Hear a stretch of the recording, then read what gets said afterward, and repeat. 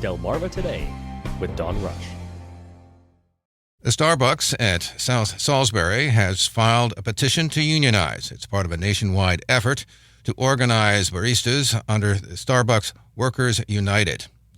Welcome back to Delmarva Today. This is Don Rush. In our studio this afternoon, we have Brianna Hurst. She is from Hartford, used to work for Starbucks. And also in our studio is Brianna Hurst. She recently was working for the Starbucks here in Salisbury. Welcome to the program, first of all. Hi, thank you.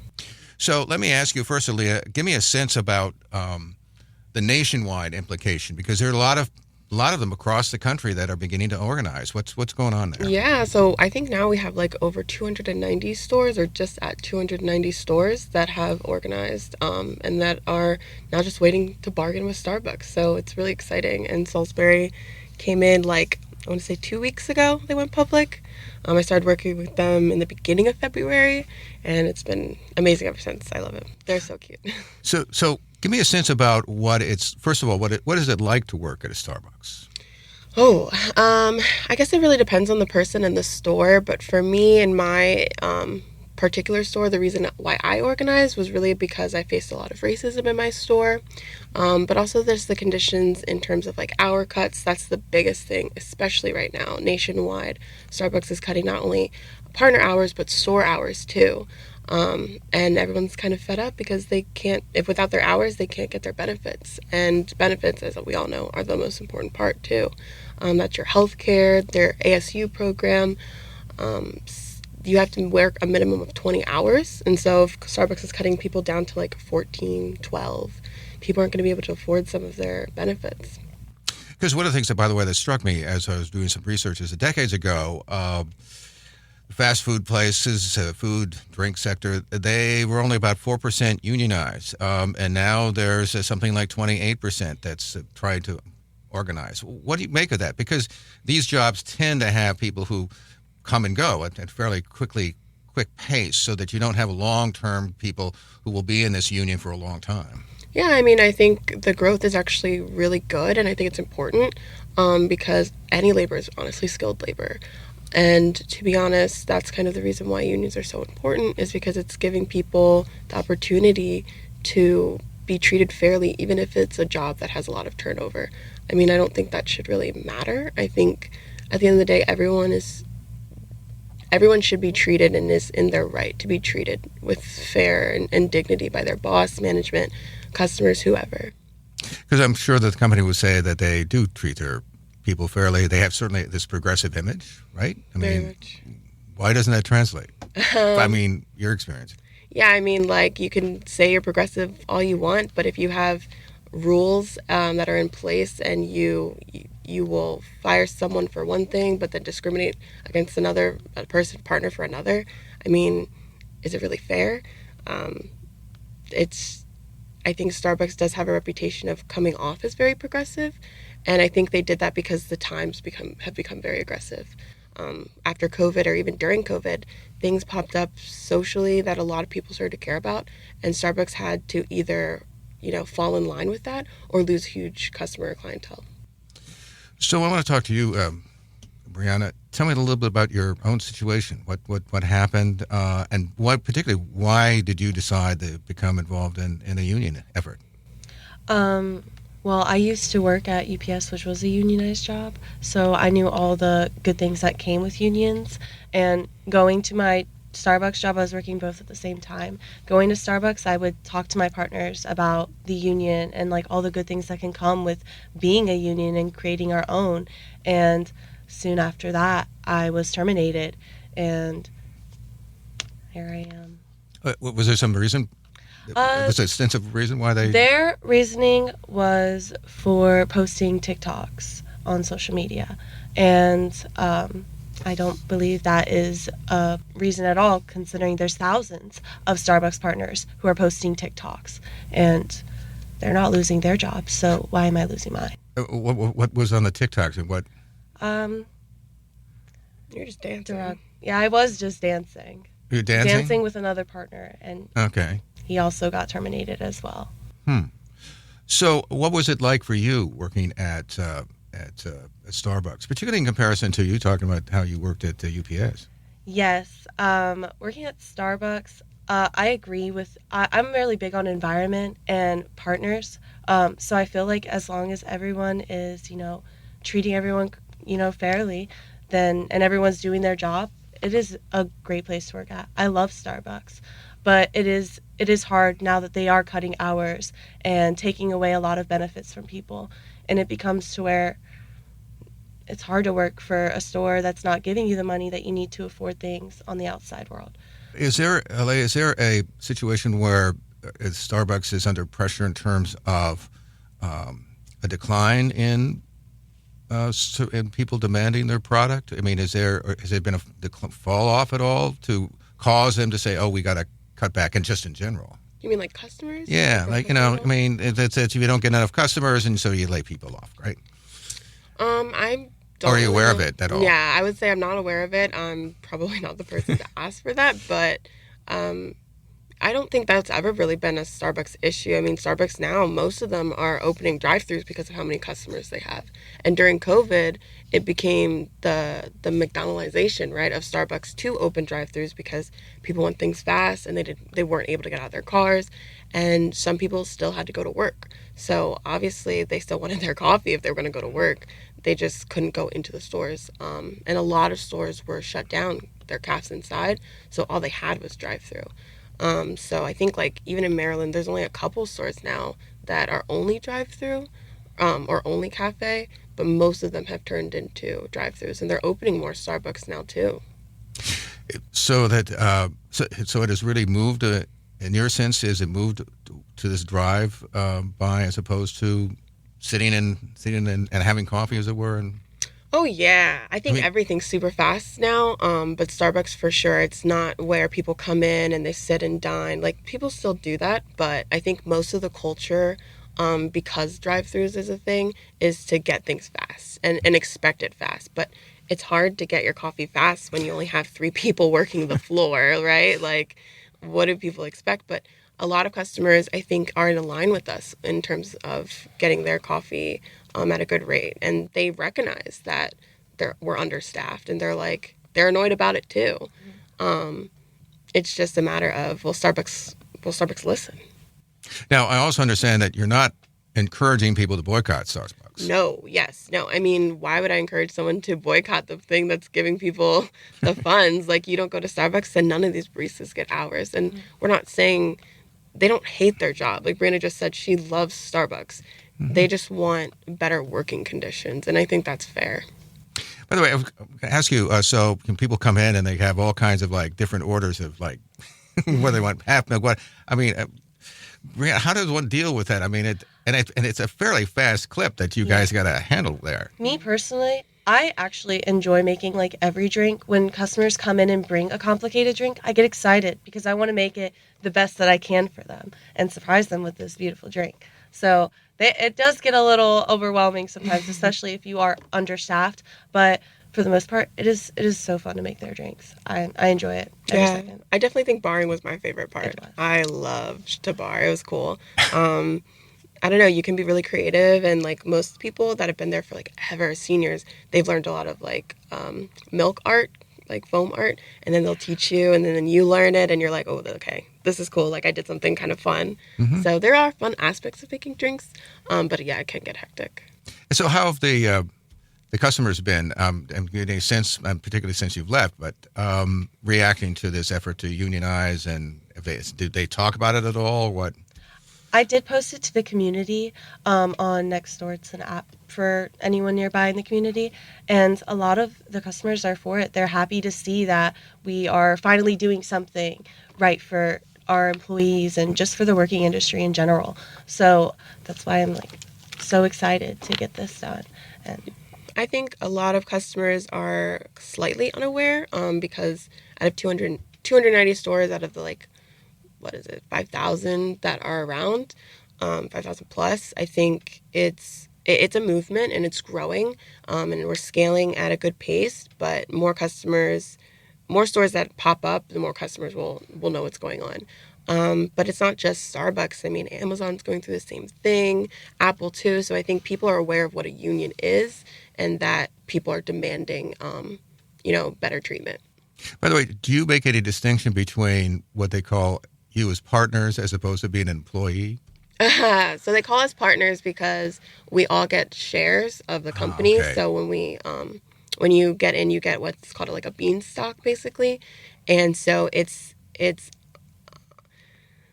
honestly a way to keep people feeling like their job is a third place. And that's kind of what Starbucks runs on, this idea of it being a third place, not only just for partners, but for customers as well. This is you go home, you go to work, and then you go to Starbucks.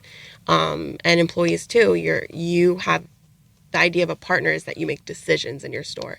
But no one's really making decisions. I mean, they have a seat at the table, but it's empty.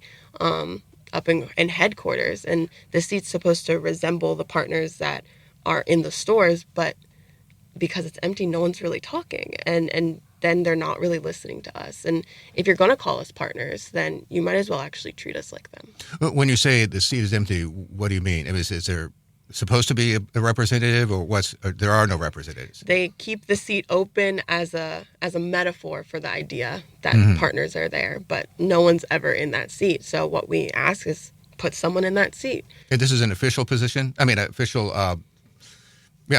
position that one would fill? Is that I wouldn't say or it's is it definitely just official, but it's just like the metaphor, like fixing the metaphor. If you're going to say that you have this seat there open for partners, okay, well then actually put a partner up there, actually listen to a partner, actually have transparency with partners. I think that's really what it is. Is there any system, by the way, for feedback from the employees to the company? I mean, is there any communication back? I mean, some companies, ask for suggestions or whatever it is, or have feedback. Is there anything like that at all, or do you know? I mean, we have a partner relations that you can call and kind of make complaints to, but and none of my complaints have ever been handled. So you both look very young. So, Brianna, so how old are you, and what are your aspirations? I am 21, and aspiration. Like, what do you want to be? I mean, are you going to school or? I did want to go to school through Starbucks because it was free. Unfortunately, didn't get that. I do. It's a really good question. I think most importantly, I do just want to be an influencer. And that's why I make TikToks. I want to show the world all the good things and just make people happy. I think that's one of my biggest things. And this is just like a really letdown. It's kind of just made me go, but I'm still trying to stay positive through everything. But yeah, my goals is just to make a difference in the world. At the end of the day, I mean, nothing you can. There's so many things out there, but it feels like nothing's getting changed. It's still consistent with how it is. And I just want things to be better and life to be better. Oh, you still have lots of time. What about you? So I'm 23. I guess my aspirations really are to continue the fight. I love organizing. I never had a passion for it until I joined. And I love being able to meet people like Brianna and work with her and her store and all the other stores that I work with in Maryland, and being able to give people that voice, and stand up for people who haven't been able to stand up for themselves. I think that's really is my passion now. Well, we were speaking with Brianna Hurst. She is a former employee of the Starbucks here in Salisbury. Also, we have Leah Bassetti, who has also once worked for Starbucks, and I believe it's Harford County. Yeah. We appreciate you both stopping by and chatting with us this afternoon. Of course. Thank you. We appreciate it. You're listening to Delmarva Today. I'm Don Rush. Despite the economy adding 517,000 jobs last month, and with an unemployment rate of 3.4%, the lowest in decades, there is still uncertainty within the local business community about what the future may hold. You're listening to Delmarva Today. This is Don Rush. A recent survey by Salisbury University's Business, Economic, and Community Outreach Network found that expectations have been significantly lower. John Hickman is the director of Beacon. Welcome to the program. Thank you, Don. So give me a sense overall as to where we are in terms of what businesses think they expect over the next 12 months. So the business expectations over the next 12 months are they expect either conditions to be worse, about 37% of the respondents, or the same as they are currently, about 37%. And that's in contrast to this time last year, about 47% of the respondents thought things were going to be better. That dropped off the cliff, so to speak, in June when we did the survey this summer, and it was about 47% thought things were going to be worse. That number's moderated some. Those moved into things staying the same. So what are the factors that involved in these expectations?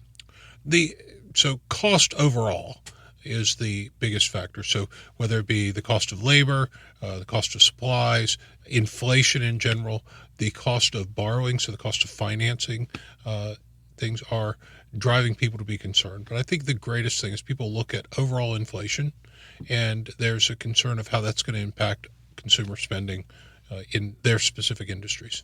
So when it comes to inflation, because we've seen it come down now over the last few months in any event, is there an expectation that it'll continue to that drop, or what sense do you get about that?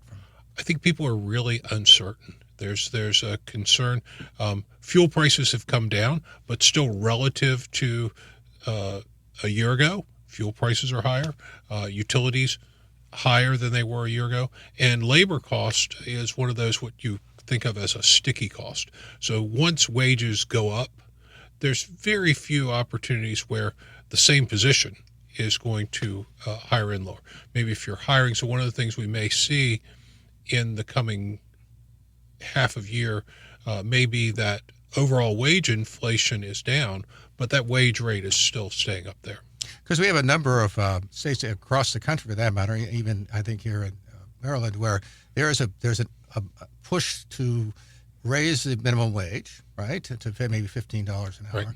And in some corporations, for instance, and particularly retail, they are doing that on their own. So it does seem as if there's this push from down below to push these wages up.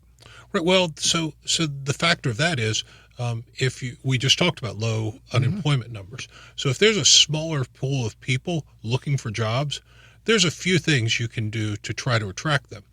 The most common, the most used one is to say, well, I'll offer you a higher wage, whether it's an hourly wage or a salary, than what you're earning now in an attempt to have you fill a position that I have that's open. Does that also apply to things like, for instance, offering better benefits? So do you see that coming across the line? Better benefits may come in. Right now, that hasn't been a big driver. But we did, in this survey, we asked how they saw not the cost of employees, but the cost of wages and benefits. And so that's what people were responding to. So now we are at least about maybe a year out from the major portion of the pandemic. What kind of impact have you seen that have on where we are now? So relative to where we were a year ago in when the pandemic was first winding down, we're seeing that businesses are getting back to normal. People's spending patterns are coming back into normal. They're out. People are traveling more. So we're seeing some normalization of that. But the labor market, that's one of those things, as I said, sticky wages. You have people who may have decided to retire early. They're not necessarily dragging back from that decision to retire early. People who've made other lifestyle changes who may say, if it was a two-earner family, and decide we're going to make that change to be a one-earner family or 1.5 earner family, those aren't rolling back as quickly as people's going out to restaurants has rolled back. Because one of the other things that people suggested that as a result of the pandemic, that many workers are reassessing whether or not they want to go back to the job they once had, maybe move on to something else instead, and given the tight labor market, may at least give them advantage to at least maybe reassess where they are. Right, and so that's part of that churn.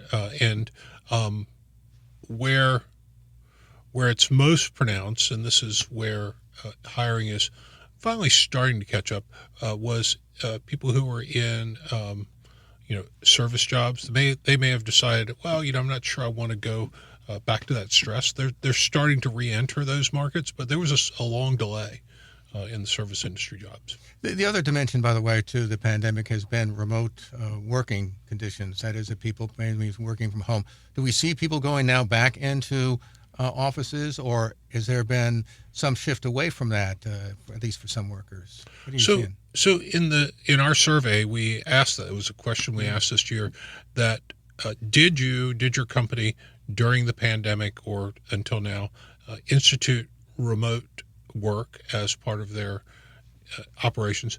And only about 25% of the respondents said that they did. Of the ones that did do remote work, we also wanted to know, are they hiring local workers who just happen to be working from home, or are they going to other parts of the state of Maryland or another state? The majority, probably 75 to 80% of the workers are somewhere on Delmarva that the local firms were doing. But we asked, the other question in there was, did you implement this, and did it help you address some of your labor shortages? And they did find, the respondents did, not a strong majority, but 55 to 60% said, yes, it was helping them with filling those job openings. By the way, do you see particular characteristics of the economy here on Delmarva? I mean, one of the things that's observations been made is that sometimes we're slower to get into the recession and slower to get out of it, as it were. Do you see, what kind of trends do you see there? So we traditionally will lag a little bit of the state. Again, we've got a smaller economy. We've got Right. a lot of service jobs, but also if you look at our underlying business dynamics, we've got a lot of governmental jobs which don't switch as often. We have businesses that do manufacturing, and so sometimes they have long-term sales contracts. So we don't see quite as big a jump until that happens. So, looking forward, the expectations there are still uncertain as to what might happen. And are there any particular sectors that expressed more uncertainty than others? Or No, across the board, most of the sectors had the same. As we looked at, of course, our respondents were reflective of the private businesses here. A lot of people in accommodation and food services, retail, construction was the majority of the respondents in those three groupings. So they've got we were talking about remote work. There's not a lot of remote construction workers. Right. There's not, so that reflected itself through there. Now, longer term, we also asked, this is the positive thing. I wish I'd gotten to do this right off. Of the respondents, we asked the question, in 5 years, do you see yourself operating in your same location? And 86% of the respondents said they would be. And even better, 75% said that they would be the same size or larger 5 years from now. So there's an optimism that the business owners that are there, that they're going to survive this downturn, that they'll make the adjustments necessary, and 5 years from now they're still going to be operating. But what do they make, by the way, of these job numbers, do you think?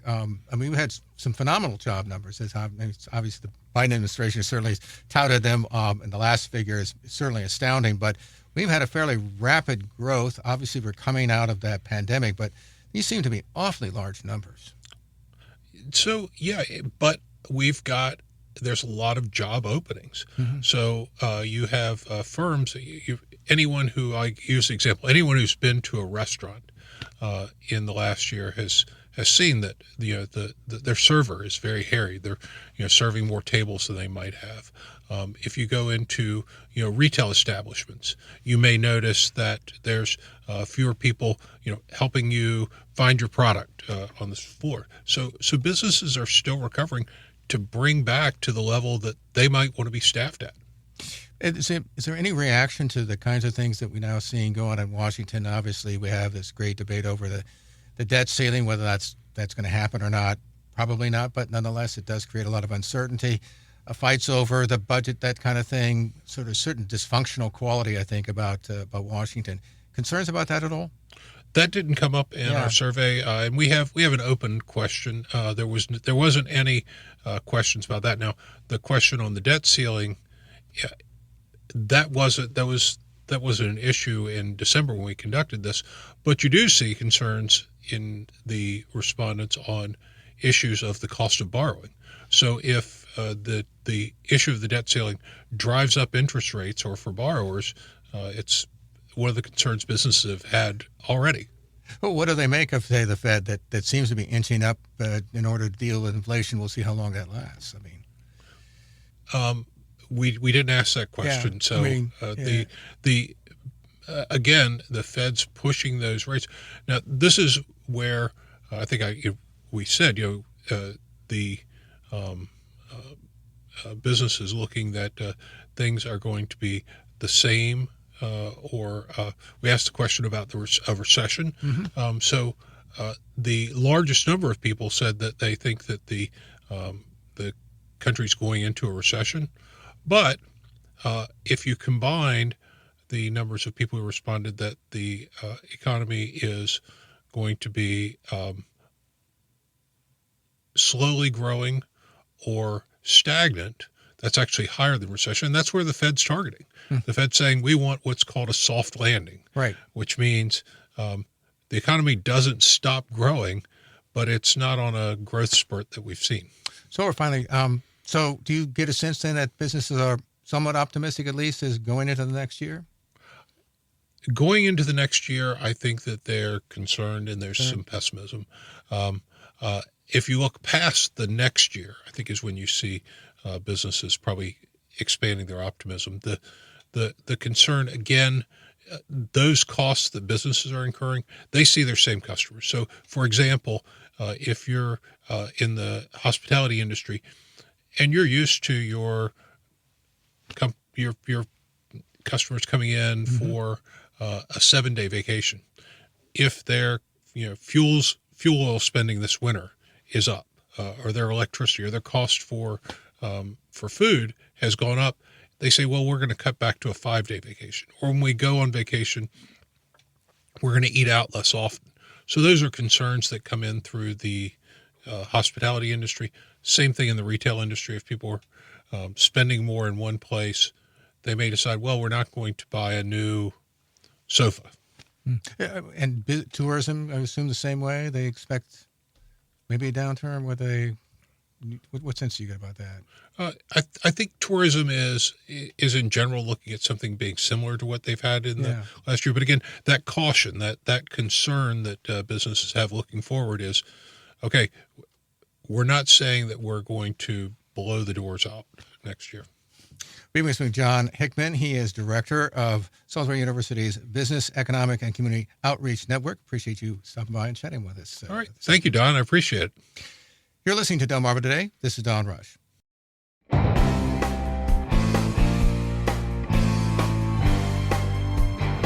Delmarva Today with Don Rush.